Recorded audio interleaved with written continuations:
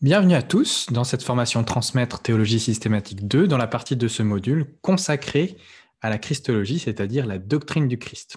Pour ceux qui ne me connaissent pas, je m'appelle Pierre Sauvagne-Chauny, je suis professeur de théologie à la faculté Jean Calvin, à Aix-en-Provence, où j'enseigne précisément la discipline qu'on appelle théologie systématique.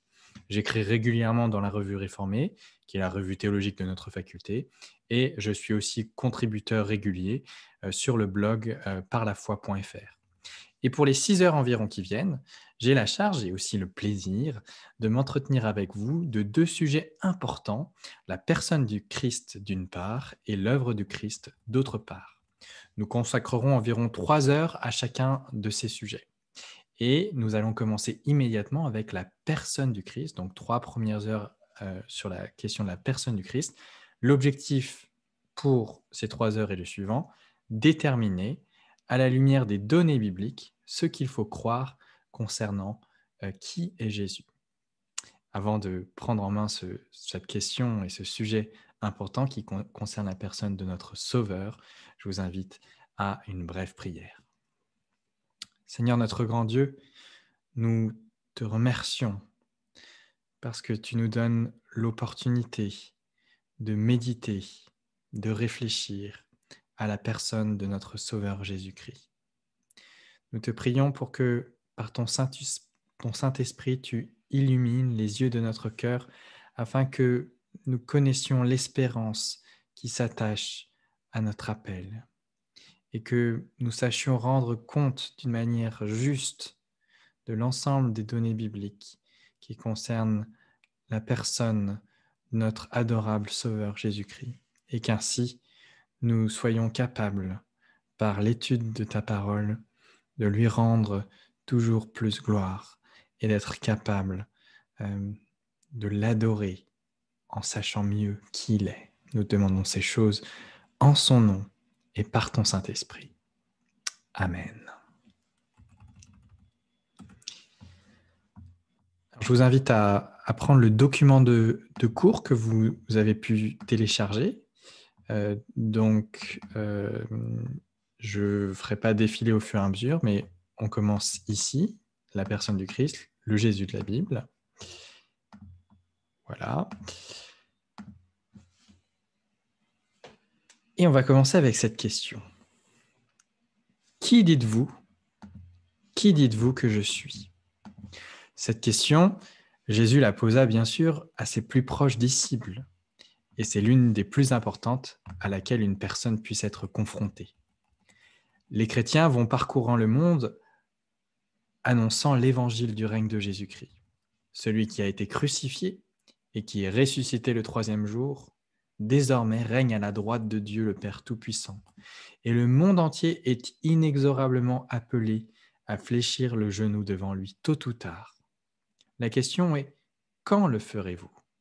Reconnaîtrez-vous que Jésus-Christ est Seigneur dès maintenant, durant le temps de votre vie sur la terre?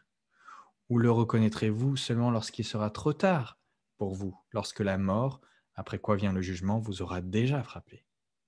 Jésus-Christ, proclamait Paul aux curieux qui voulaient l'écouter au sujet de l'évangile de Jésus et de la résurrection, est cet homme que Dieu a institué comme juge de toute la terre. Si cela est vrai, nous ferions bien d'être sûrs de notre réponse. Lorsque nous aussi, nous sommes amenés à formuler notre réponse à les questions que pose Jésus. Et vous, qui dites-vous que je suis? Alors, qui est Jésus? Que devons-nous penser de lui? En tant que chrétiens, et je veux supposer que vous tous qui suivez cette formation Transmettre, vous êtes chrétiens, eh bien notre réponse à cette question doit être informée par ce qu'en dit la Bible.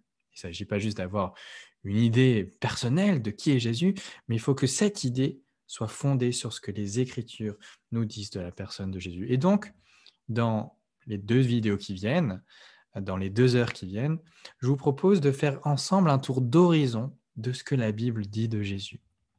Et nous allons donc examiner, non pas tant ce que les Écritures rédigées avant la venue de Jésus annonçaient ce que le Christ devait être, même si cette étude serait certainement très intéressante, de prendre l'Ancien Testament et de voir l'attente qui est progressivement mise en place concernant celui qui devait venir pour écraser la tête du serpent. Mais nous allons nous concentrer cette fois-ci, dans les 2 heures qui viennent, sur ce que les auteurs du Nouveau Testament ont témoigné à son sujet. Et nous commençons par le portrait du Christ qui se dégage de la lecture que nous pouvons faire des épîtres du Nouveau Testament. C'est ce qui va nous occuper pendant la première heure. Nous allons regarder ce qu'il y a dans ces lettres écrites à des églises et qui contiennent tout un tas de renseignements très précieux sur la personne du Christ. C'est ce que nous allons faire durant cette première heure. Et puis en deuxième heure, nous regarderons le portrait du Christ qui se dégage des évangiles.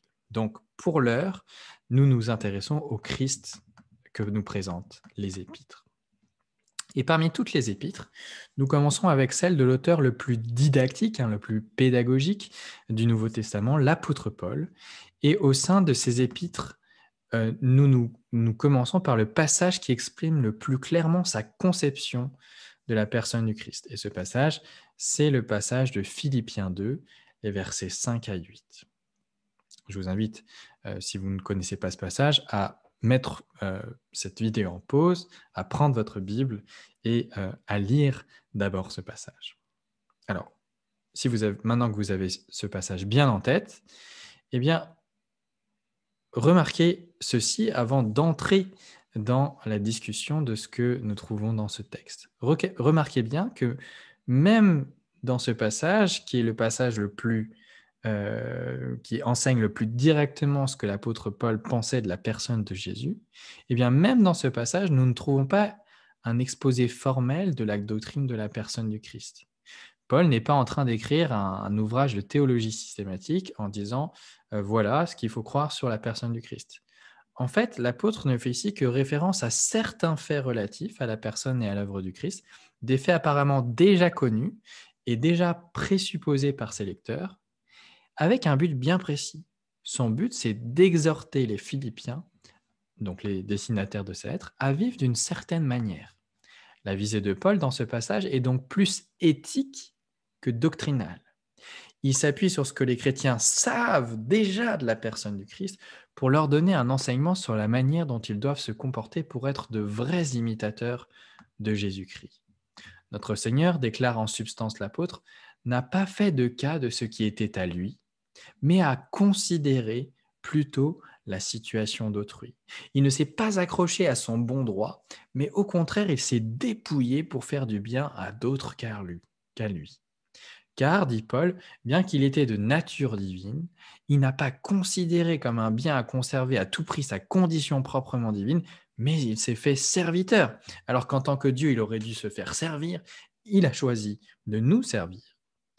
Et donc, ce que Paul indique dans ce passage, c'est que la vie sur terre de Jésus-Christ était étrangère à sa nature divine et qu'il lui a donc fallu faire preuve de beaucoup d'humilité et d'abnégation pour accepter de s'abaisser ainsi. Et c'est ce que l'apôtre Paul demande exactement aux Philippiens dans ce passage, d'avoir le même état d'esprit, un esprit de sacrifice et d'humilité, un esprit d'abnégation et de dévouement. Il y a dans l'exégèse, dans la compréhension de ce texte, un assez grand nombre de points difficiles à trancher. On ne va pas entrer dans tous les détails de tous les débats sur ce texte et je vais vous proposer simplement ici les résultats de la compréhension la plus sûre, à mon avis, de ce passage. Le premier aspect sur lequel je souhaite attirer votre attention, c'est que Paul enseigne dans ce passage sans aucun détour la divinité du Christ et sa préexistence, c'est-à-dire le fait qu'avant de devenir un homme, avant de vivre sa vie sur la terre, il existait déjà, il vivait déjà. Alors, il faut immédiatement concéder, admettre que Paul ne dit pas la phrase « Jésus était Dieu ». Il utilise une autre tournure du phrase, il dit « il était en forme de Dieu », employant ainsi une tournure de langage qui place l'accent sur la possession par notre Seigneur des qualités spécifiques à Dieu. Alors, en français, on ne s'en rend pas bien compte parce que le mot « forme », il a pris un autre sens que le mot grec qui est utilisé pour parler des formes, hein. Mais il faut savoir que le terme grec forme servait en effet à désigner l'ensemble des caractéristiques qui font qu'une chose est précisément cette chose. Le mot forme, euh, en grec de cette époque, servait donc à désigner l'ensemble des caractéristiques qui font qu'une chose est précisément cette chose. Par exemple, la forme d'une épée, c'est tout ce qui fait qu'une pièce donnée de métal est spécifiquement une épée plutôt que par exemple une lance. Hein. Une épée par rapport à une lance, ça a un certain nombre de caractéristiques, et donc la forme de l'épée, c'est tout ce qui fait que ce morceau de métal est une épée plutôt qu'une lance. La forme de Dieu, de la même manière, c'est donc l'ensemble des caractéristiques qui font que l'être que nous appelons Dieu est spécifiquement Dieu plutôt qu'un ange, qu'un homme ou qu'une autre créature. Lorsque donc il est dit que dans ce passage que notre Seigneur était en forme de Dieu, cela revient très exactement à dire de la manière la plus expresse possible qu'il est tout ce que Dieu est, qu'il possède la plénitude de tous les attributs qui font que Dieu est Dieu. Dire que Christ était en forme de Dieu, c'est dire que Christ avait pleinement tous les attributs qui font que Dieu est Dieu. Et pourtant, nous dit Paul, même s'il avait tout ce qui fait que Dieu est Dieu, il n'a pas regardé à son propre intérêt, mais il a regardé à l'intérêt des autres. L'apôtre Paul nous dépeint ainsi qui est la personne du Christ, une personne divine, pour que nous ayons encore mieux à l'esprit la grandeur de l'acte sacrificiel qu'il a entrepris pour nous servir. Notre Seigneur, nous dit donc Paul, bien qu'étant tout ce que Dieu est, n'a pas cherché à retenir jalousement son privilège d'être en égalité avec Dieu, verset 6, mais il s'est abaissé, au contraire, se dépouillant lui-même, verset 7, et s'humiliant lui-même, verset 8. Paul trouve ici l'exemple suprême d'humilité et d'abnégation qu'il propose comme modèle de vie aux Philippiens. Si même celui qui était Dieu et qui n'a jamais cessé d'être Dieu durant tout le temps de sa vie sur la terre, durant tout le temps de son humiliation, l'ayant conduit jusqu'à la mort même, si le Christ a ainsi accepté de vivre une vie d'abnégation alors que tous les privilèges confortables de la divinité lui appartenaient de plein droit, alors ceux qui se disent ses disciples, les disciples de ce Jésus-Christ-là, doivent apprendre à adopter la même mentalité sacrificielle. L'apôtre, autrement dit, met en relief dans ce passage le caractère d'une certaine manière contre-naturelle de la vie que le Christ a choisi de vivre pour nous.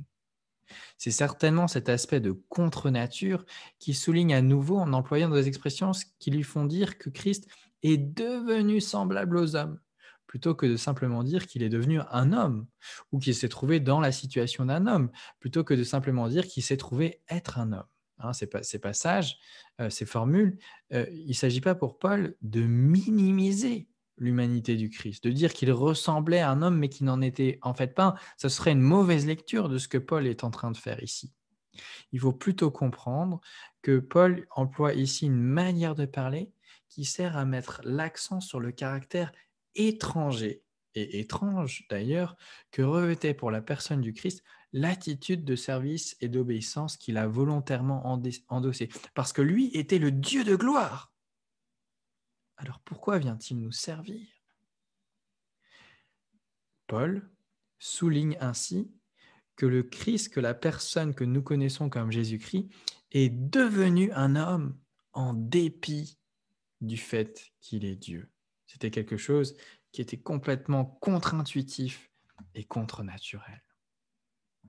À la lecture de ce passage, certains ont compris, malheureusement, que le Christ, en devenant homme, avait laissé de côté sa divinité. Il faut dire que le verbe employé au verset 7 veut dire littéralement se vider, se dépouiller, s'anéantir, et qui vient juste après l'affirmation que le Christ n'a pas considéré l'être en égalité avec Dieu comme un privilège à conserver à tout prix. Et donc, à partir de ce langage, certains ont construit ce qu'on appelle la théologie de la kénose. Kénose, c'est la translittération en français du mot grec qu'on trouve ici. Et l'idée de la kénose, c'est qu'en se faisant homme, le Christ se serait vidé, se serait dépouillé de son égalité avec Dieu dans la divinité, qu'il aurait mis de côté, anéanti ce qui faisait qu'il était Dieu, et qu'ainsi il aurait cessé d'être Dieu. Alors cette théorie de la kénose, c'est une théorie qui est assez récente, elle a un peu plus d'un siècle, hein. Je ne vous le cache pas, elle n'est pas acceptable pour des raisons théologiques. Mais même au niveau de l'exégèse, c'est-à-dire la compréhension de ce texte-là dans son contexte immédiat, une telle théorie ne tient pas. Elle ne tient pas compte, par exemple, que le verbe employé, qui signifie se dépouiller ou se vider, hein, ce verbe employé a toujours un sens métaphorique les 4 autres fois où Paul y a recours dans ses lettres. D'ailleurs, notre texte précise les modalités du dépouillement vécu par le Christ.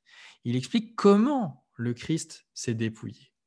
Et c'est très intéressant parce que le texte dit qu'il s'est dépouillé. Comment? Est-ce que c'est en enlevant des choses qu'il s'est dépouillé? Non, il s'est dépouillé en prenant la forme de serviteur.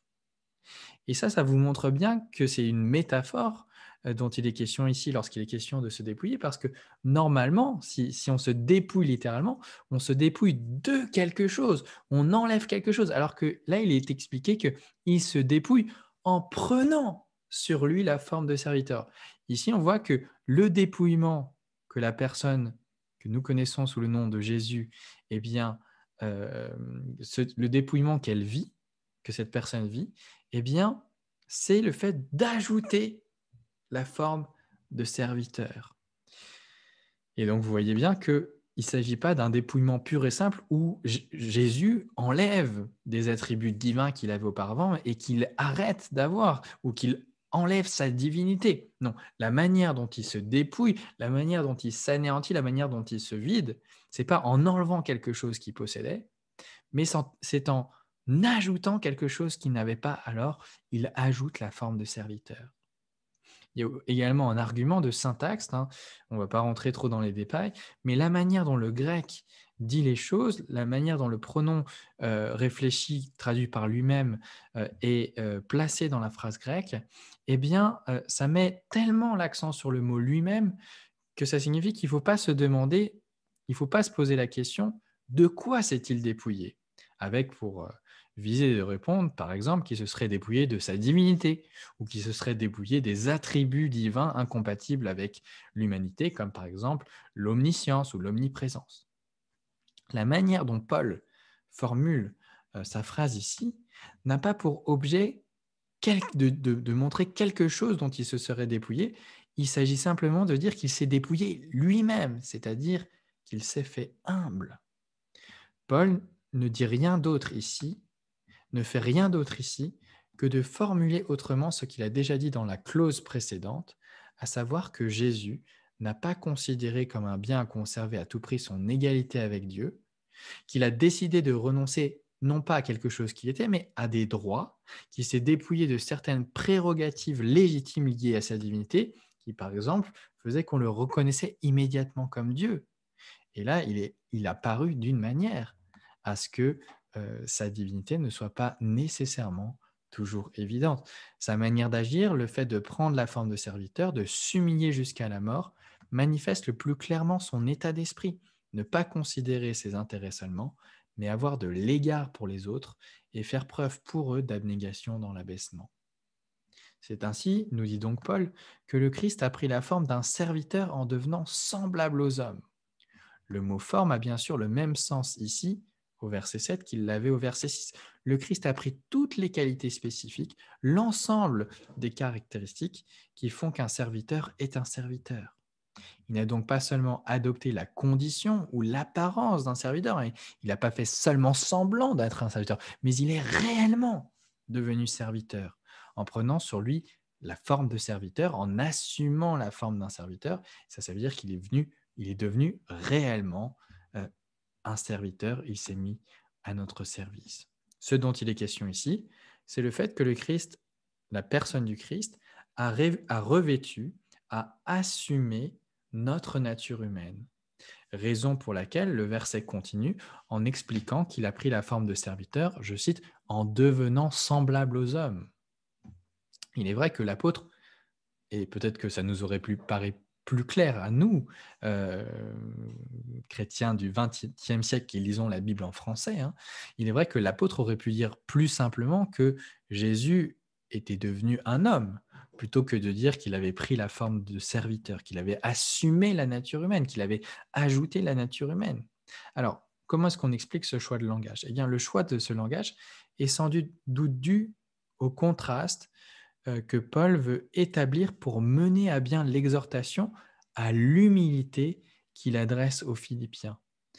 Plus il met en évidence l'écart entre ce que notre Seigneur est par nature et qu'il a accepté de devenir, en renonçant à ses droits pour considérer les intérêts des autres, plus son exhortation a de poids. C'est pour ça que j'ai précisé dès le départ que Paul, même dans ce passage qui est un des plus clairs sur et la divinité et l'humanité de Jésus-Christ, en fait, ce n'est pas son objectif premier de nous faire un topo sur les deux natures de la personne de Christ. Il est d'abord, dans ce passage, en train de construire une exhortation pour les Philippiens, pour qu'ils eux aussi deviennent humbles à la suite du Christ. Et donc, c'est ce qui explique que le langage soit formulé de cette manière. L'opposition entre forme de Dieu et forme de serviteur dans ce passage permet pour Paul d'établir un contraste encore plus fort que s'il avait simplement dit qu'il était Dieu et qu'il s'était fait homme. Le fait de dire forme de Dieu, forme de serviteur, ça marque encore plus ce contraste et donc notre invitation, l'invitation qu'il nous adresse à être humble à la suite du Christ. Non seulement cela, mais bien que Christ avait toute la plénitude de ce qui fait que Dieu est Dieu, la forme de Dieu, il a pris en lui tout ce qui fait non seulement qu'un homme est un homme, il n'a pas seulement la forme d'homme dans ce passage, mais il a fait tout ce qu'un serviteur est un serviteur. Jésus n'est pas seulement devenu un homme, un roi qui est né dans un palais et qui a une vie facile tout le long de sa vie, mais il s'est fait notre serviteur. Il est venu nous servir. Dans ce passage, donc, Jésus-Christ est présenté, ou plus exactement, il est présupposé par Paul comme étant Dieu et homme à la fois, d'abord Dieu, en forme de Dieu, ayant assumé ensuite l'humanité, tout en continuant à être Dieu, en prenant la forme de serviteur pour vivre une vie véritable d'homme, une vie humaine de souffrance, qui signifiait pour lui l'abaissement le plus total. Ces éléments de la conception que Paul se faisait de la personne du Christ se retrouvent ailleurs dans ses écrits, même si là on a passé beaucoup de temps sur ce passage. On va aller beaucoup plus vite sur les autres passages. En 2 Corinthiens 8-9, Paul exhorte ainsi de manière semblable ses destinataires à imiter le Christ dans sa générosité, qui s'est fait pauvre pour nous, lui qui était riche, afin de nous enrichir par sa pauvreté. En Galates 4, verset 4, nous lisons que lorsque les temps furent accomplis, Dieu a envoyé son Fils né d'une femme, né sous la loi, afin de racheter ceux qui sont sous la loi. Ce verset suggère clairement que Dieu avait un Fils, c'est-à-dire le Fils de Dieu par nature, qui était avec Dieu, qui était avec lui, et qu'il a envoyé sur la terre pour accomplir le plan éternel de salut d'une telle manière qu'il a dû naître et être un être humain assujetti à la loi. L'implication très nette d'une telle déclaration de Galates 4, c'est qu'il ne s'agit pas là pour le Fils du commencement de son être lorsqu'il devient un homme, mais qu'avant de devenir un homme, euh, il existait déjà, mais il n'était pas encore un homme et n'était pas encore assujetti à la loi. Donc là, vous voyez que dans ce passage, il y a l'idée de la préexistence du Christ, le fait qu'il existait avant d'être un homme. Nous commençons à exister au moment où nous devenons hommes. Jésus, lui, au moment où il est devenu homme, eh bien, il existait déjà auparavant. Dieu a envoyé son Fils dans le monde. En revanche, rien ne permet de dire qu'en devenant homme et sujet à la loi, le Fils de Dieu a cessé d'être le Fils de Dieu ou qu'il a perdu quoi que ce soit d'intrinsèquement lié à cette haute désignation. La visée morale du texte indique en fait tout le contraire. Tout en étant par nature tout ce que Dieu est, il s'est fait tout ce qu'un serviteur est pour nous porter secours.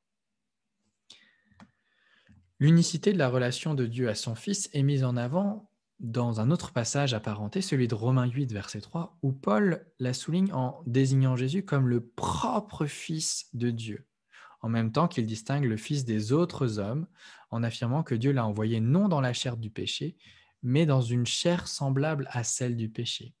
Là encore, c'est comme en Philippiens 2, il ne s'agit pas par cette tournure de langage de minimiser la réalité de l'humanité de notre Seigneur, mais d'indiquer la liberté que Jésus avait vis-à-vis du péché, qui généralement est associée à la chair. Ainsi, bien qu'il soit véritablement homme, il n'est pas sans différence avec les autres hommes. Il a quelques singularités et la différence la plus marquante ici, c'est celle qui concerne la condition pécheresse dans laquelle les hommes se trouvent actuellement, tous, hein. Et Jésus a cette grande différence, c'est que il n'est pas marqué par le péché, mais il y a une autre différence qui est toujours mise en avant dans le Nouveau Testament. Il y a une différence qui concerne son origine. Les hommes, tous les hommes que nous connaissons à part Jésus-Christ, sont d'en bas, mais lui vient d'en haut. Ou pour prendre le langage d'un Corinthiens 15, verset 47, les hommes que nous connaissons sont de la terre, sont des terriens, mais lui vient du ciel. Alors oui, il est bien né d'une femme comme tout autre homme, mais à leur différence, sa naissance a constitué pour lui une descente depuis les cieux dans les régions inférieures de la terre. Éphésiens 4, verset 9. Nous, notre naissance n'est pas une descente, on n'était pas élevé au-dessus de la terre avant de naître, alors que pour Jésus, eh bien, lui, sa naissance, c'est une descente parce que avant d'être sur la terre, il était au ciel. Paul a tout cela en vue lorsqu'il le désigne comme le Fils de Dieu, comme le propre Fils de Dieu, comme étant en forme de Dieu, ou encore, dans un autre texte qu'on n'a pas encore vu, en Romains 9,5, lorsqu'il désigne le Christ comme étant Dieu au-dessus de toute chose. C'est le titre qu'il donne à Jésus-Christ, Dieu au-dessus de toute chose. Dans ce passage, les deux aspects humains et divins de la personne de Christ sont juxtaposés, de telle sorte à ne laisser aucun doute sur la conception que se faisait Paul de ces deux natures. D'un côté, en Romains 9, verset 5, Paul nous dit que Christ est issu selon la chair, c'est-à-dire en ce qui concerne l'humanité d'Israël. Donc Christ, selon l'humanité, est un Israélite, mais qu'il est toutefois également nul autre, malgré cette origine terrestre de sa nature humaine, que le Dieu suprême, Dieu au-dessus de toute chose, béni éternellement. Pour Paul, Jésus est les deux à la fois. Il est un Israélite, un vrai humain issu d'Israël, et en même temps, il est Dieu béni éternellement et qui se trouve au-dessus de toute chose. De cette manière, Paul manifeste clairement qu'il croyait et enseignait qu'en descendant d'auprès de Dieu pour naître d'une femme, notre Seigneur, en revêtant une nature humaine, est devenu véritablement homme, tout en continuant à être le Dieu suprême, sans jamais arrêter de l'être. On peut dire la même chose du grand passage de la lettre aux Colossiens, où l'apôtre Paul décrit notre Seigneur comme l'image du Dieu invisible, comme celui dont l'existence précède tout ce qui a été créé, et en qui, par qui et pour qui toute chose existe, et en qui tout subsiste. Ici, Paul ne déclare pas seulement qu'en lui réside la plénitude de la divinité, ça c'est ce qu'on trouve en Colossiens 1,19, mais quelques versets plus tard, il précise que toute la plénitude de Dieu réside en lui corporellement, Colossiens 2, verset 9. Ce qui revient à dire que la divinité même de Dieu, en vertu de laquelle Dieu est Dieu, habite pleinement et constamment dans notre Seigneur Jésus-Christ, et ce, corporellement, ce qui implique clairement la conservation de sa divinité lorsqu'il s'est fait homme et a pris chair humaine. Vous voyez, un passage comme celui-là, il écarte complètement l'idée que avant Jésus était Dieu, mais en se faisant homme, il a arrêté d'être Dieu parce que il s'est transmuté en homme. Non, ce passage de Colossiens 2, verset 9, nous dit que en Jésus habite corporellement toute la plénitude de la divinité. Donc, lorsque Jésus prend un corps, il a un corps et ça veut dire qu'il a un être humain. Dieu n'a pas de corps, hein, et il est un être humain, mais sous cette chair humaine, dans ce corps, la personne qui est là, eh bien, elle possède la plénitude de la divinité. Ça veut dire que cette personne dont nous voyons le corps et qui est un vrai homme, eh bien, cette personne-là est en même temps pleinement Dieu. C'est pourquoi celui qui regarde à Jésus-Christ ne doit pas contempler seulement un corps et un homme, mais en voyant l'homme revêtu d'un corps, il doit aussi apercevoir Dieu lui-même dans toute la plénitude de sa divinité, quoique revêtu et quelque part voilé de l'humanité. Jésus-Christ est ainsi pour Paul Dieu manifesté dans la chair. 1 Timothée 3, verset 16. Ce n'est pas Dieu qui est devenu chair en arrêtant d'être Dieu, mais c'est Dieu manifesté à travers la chair. Et son surgissement sur la terre est, nous dit Paul encore en 2 Timothée au chapitre 1 au verset 10, c'est une épiphanie, c'est le mot grec qui est employé ici. Une épiphanie, c'est quoi? C'est une manifestation terrestre de Dieu. C'est une manifestation sur la terre de la gloire de Dieu. Jésus est la manifestation terrestre de la gloire de Dieu. Quoique véritablement homme, Jésus-Christ est donc pour Paul en même temps, comme il le désigne d'ailleurs en Tite 2, verset 13, notre grand Dieu. Jésus-Christ, vrai homme, est en même temps notre grand Dieu. Voilà pour les épîtres de Paul. Venons-en maintenant à l'enseignement d'une autre épître dont la théologie est clairement influencée par Paul, même si l'immense majorité des auteurs aujourd'hui, des commentateurs aujourd'hui, ne croient plus que c'est Paul qui ait écrit cette lettre. Je veux parler de l'épître aux Hébreux. La conception de la personne du Christ qui sous-tend le langage de l'épître aux Hébreux est absolument identique à celle que nous trouvons chez l'apôtre Paul. Pour l'auteur de cette lettre, notre Seigneur est avant tout le Fils de Dieu dans le sens le plus haut et le plus noble de l'expression, et pourtant malgré la très haute christologie que l'on trouve dans cette épître, c'est aussi là que nous trouvons accentué le plus nettement dans les écrits didactiques de tout le Nouveau Testament la vérité de l'humanité du Christ. Donc dans cette épître, vous avez à la fois une très haute vision de la divinité de Jésus et en même temps des détails qui sont très marquants sur le caractère véritable de l'humanité de Jésus. Le grand passage christologique qui occupe le 2e chapitre de l'Épître aux Hébreux est d'une richesse théologique qui est comparable à celle de Philippiens 2. Malheureusement, on n'aura pas le temps d'y passer autant de temps qu'on a passé sur Philippiens 2, mais c'est un passage qui mérite d'être médité dans le cadre d'un cours sur la personne de Jésus. Et si vous n'avez pas le temps de le faire maintenant, je vous invite à le refaire dans la semaine qui vient, de relire ce passage d'Hébreux 2 à la suite du passage de Philippiens 2 et de réfléchir à ce qu'il vous montre de la personne de Jésus. Ce développement sur la personne du Fils suit immédiatement l'affirmation de la preuve de la dignité divine du Fils qui remplit tout le premier chapitre de la lettre. Remarquez que ce 2e chapitre commence d'ailleurs par un « c'est pourquoi » qui indique le lien très fort entre le premier chapitre qui parle de la dignité divine du Fils qui est plus grand que les anges et ce qui va suivre. Le Fils, nous dit le premier chapitre, est le rayonnement de la gloire de Dieu et l'expression de son essence, par qui tout a été créé et par la parole puissante duquel toute chose subsiste. Verset 3. Il est au-dessus des anges, verset 4, qui ne sont que des serviteurs dans la maison de Dieu, là où lui est non seulement appelé Fils, mais également Dieu. Ça, c'est les versets 8 et 9 du chapitre 1 qui nous le disent. C'est au regard de cette grandeur céleste et divine que l'auteur de l'épître décrit l'abaissement terrestre du Seigneur qui s'est humilié pour que l'humanité puisse enfin accéder à la haute destinée qui lui avait été originellement promise lorsqu'il lui avait été dit que la domination sur toute la création lui appartenait. Ça, c'est Genèse 1.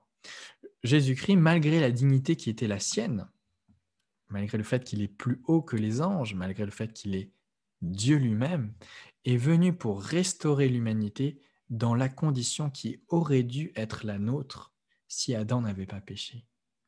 Le langage dans lequel est décrit l'abaissement du Fils de Dieu fait écho à celui employé au chapitre 1 pour décrire son exaltation. Alors que sa majesté est mise en relief par l'établissement de sa supériorité infinie au-dessus des anges qui sont pourtant les plus nobles des créatures, son humiliation est décrite de la même manière par rapport aux anges. Il a été fait, nous dit le verset 9 du chapitre 2, de peu inférieur aux anges. Ce qui est simplement une manière pour dire que le Fils s'est fait homme, une manière de parler dérivée du psaume 8, que l'auteur de l'épître vient de citer, et qui décrit l'homme, le psaume 8, malgré son insignifiance, comme ayant fait l'objet de la part de Dieu d'une attention toute particulière, l'ayant élevé à une place de peu inférieure aux anges, le couronnant ainsi de gloire et d'honneur comme le sommet de la création visible. Il est juste l'homme qui n'est pourtant que poussière, a été élevé quasiment à la hauteur des anges. Il a été élevé au-dessus de tout le reste de la création visible. Remarquez au passage que la même expression de peu inférieur aux anges sert donc à la fois à désigner l'élévation la plus haute qu'on puisse imaginer pour l'homme et en même temps l'humiliation la plus totale pour le Fils de Dieu. Pour nous, les êtres humains, être de peu inférieur aux anges, c'est une gloire que Dieu nous fait. Il nous a élevés pour que nous soyons quasiment à la hauteur des anges. Mais pour celui qui est vrai Dieu de toute éternité, devenir de peu inférieur aux anges, c'est-à-dire un homme, relève déjà de l'humiliation. Le lecteur peut ainsi mesurer la grandeur de l'abaissement auquel le Fils de Dieu a consenti en devenant homme.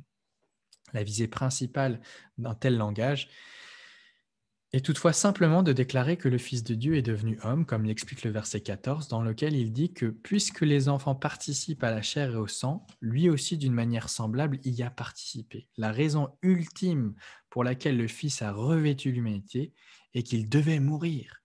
Il a été fait de peu inférieur aux anges, nous dit le verset 9, à cause de la mort qu'il a soufferte.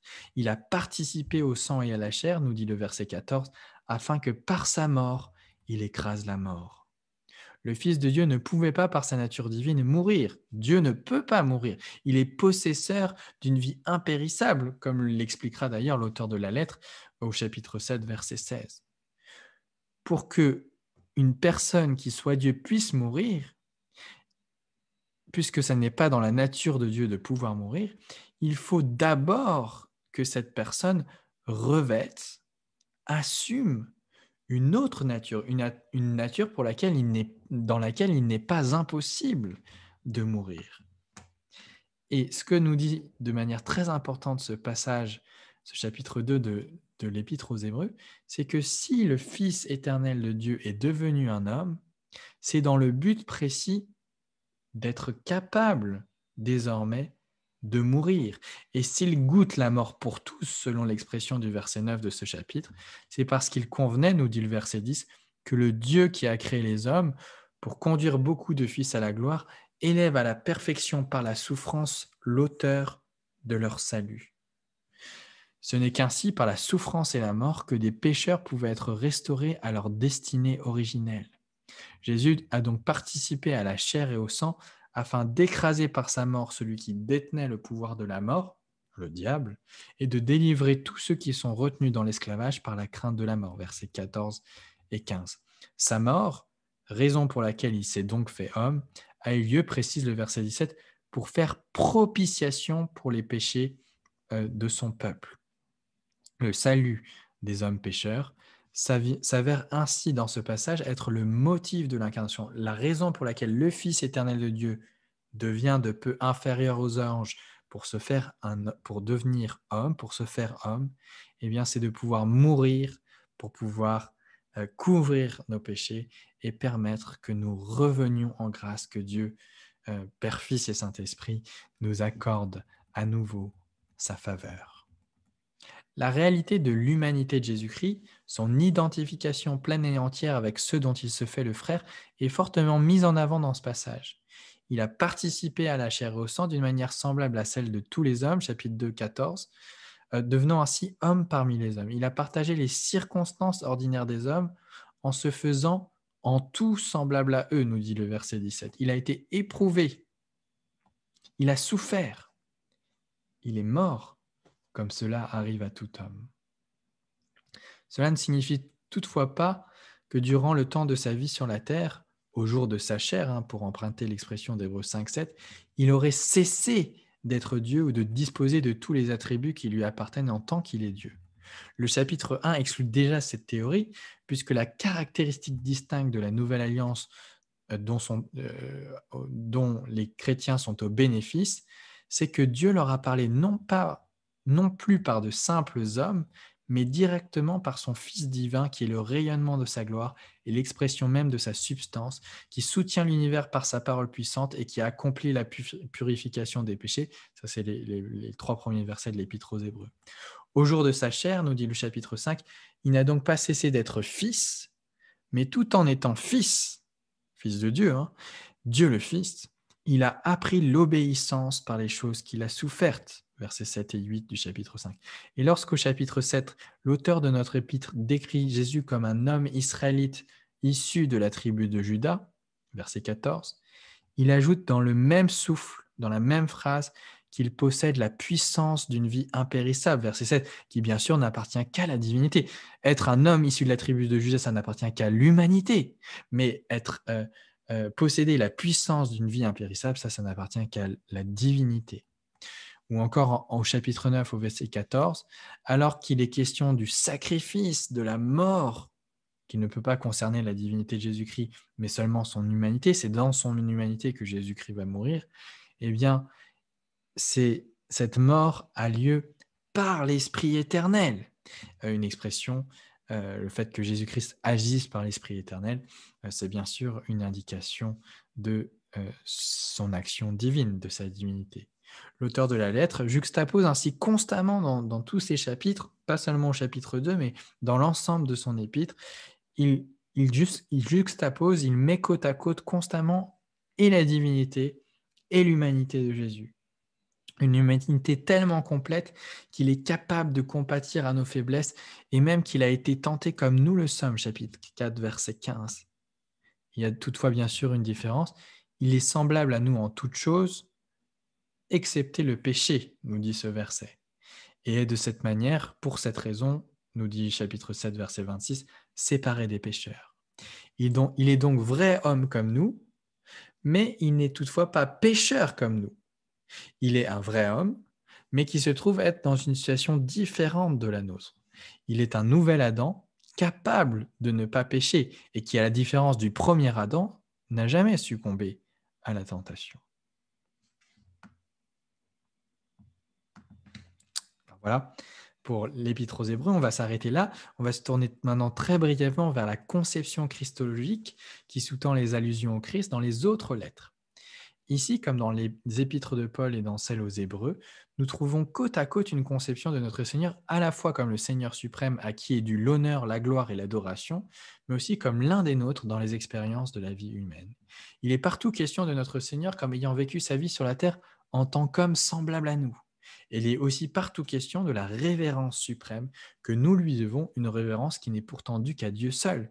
Et nous trouvons des expressions qui indiquent clairement, premièrement, sa préexistence, 1 Pierre 1,11, qui mentionne que le Christ était dans les prophètes, de sorte à attester par avance de ses souffrances et de la gloire qui s'en suivait. Bien sûr, un simple homme, quelqu'un qui n'est pas en même temps Dieu, ne peut pas, avant sa naissance, être déjà présent dans les prophètes qui annoncent sa venue. Deuxième élément, on voit son identification avec la Shekinah divine. La Shekinah, c'est le mot qui parle dans l'Ancien Testament en hébreu, qui parle de la gloire de Dieu, la gloire visible de Dieu, la manifestation palpable de la gloire de Dieu. Par exemple, lorsqu'il y a le temple de Salomon qui est construit, eh bien, il y a la Shekinah, il y a la gloire de Dieu qui remplit le temple et qui éblouit tout le monde. Et Jacques 2, verset 1, impose ainsi le titre « la gloire », c'est-à-dire la Shekinah, c'est le mot grec qui va traduire la Shekinah, à l'expression « notre Seigneur Jésus-Christ ». La gloire, virgule, notre Seigneur Jésus-Christ. Jésus-Christ est la gloire divine elle-même. Troisième élément qu'on peut noter, on peut noter l'attribution au Christ de titres qui n'appartiennent qu'à Dieu, comme lorsque Jude 4 évoque la personne de Jésus comme notre seul maître et Seigneur. Mais peut-on parler de quelqu'un d'autre que Dieu lorsqu'on dit notre seul maître et Seigneur? Bien sûr, notre seul maître et Seigneur, c'est Dieu. Et donc, si on appelle Jésus notre seul maître et Seigneur, c'est qu'on le considère comme notre Dieu. Quatrième élément qu'on peut relever, l'attribution à Jésus-Christ de la divinité tout court, lorsqu'en 2 Pierre 1, verset 1, il est carrément appelé notre Dieu et Sauveur. Si donc on ne trouve pas dans ces épîtres d'enseignement christologique développés, les différents éléments constitutifs de la doctrine sont sous-jacents, présupposés comme admis par tous, auteurs comme lecteurs. Aussi bien que Paul, aussi bien que l'auteur de l'Épître aux Hébreux, Pierre, Jude, Jacques, eh bien, présupposent la divinité véritable et l'humanité véritable de Jésus-Christ. Les épîtres johanniques, enfin, sont plus explicites sur la question, puisque Jean y combat des déviations doctrinales qui concernent l'incarnation. Et donc, dans ces épîtres, on va trouver à la fois un martèlement que Jésus-Christ, le Fils de Dieu, est le Dieu véritable, 1 Jean 5, verset 20, Jésus-Christ est appelé par Jean le Dieu véritable, et qui n'est pas seulement en esprit, mais qu'il est véritablement venu en chair, 1 Jean 4, verset 2, venu dans la chair, 2 Jean, verset 7. Le miracle qui est constamment en arrière-plan de ces lettres et qui affleure par endroits, c'est que celui qui était dès le commencement, 1 Jean 2, versets 13 et 14, est celui que les apôtres ont entendu, vu de leurs yeux, qu'ils ont contemplé et touché de leurs mains, 1 Jean 1, verset 1. Donc là, vous voyez, celui qui était dès le commencement, donc Dieu éternel, eh bien, les apôtres ont pu le toucher de leurs mains. Ce n'est rien moins que le miracle de l'incarnation de la parole de Dieu se faisant chair. Dans les circonstances qui furent les siennes, l'apôtre Jean jugea bon d'insister sur les éléments constitutifs de la personne du Christ à partir de son incarnation, sa divinité véritable, son humanité véritable et l'unité de sa personne. Ces vérités, nous les trouvons déjà enseignées dans toutes ses épîtres, mais c'est bien sûr dans son évangile, dans l'évangile de Jean, et principalement dans le prologue de son évangile, que nous allons trouver les éléments exposés sur leur forme la plus développée.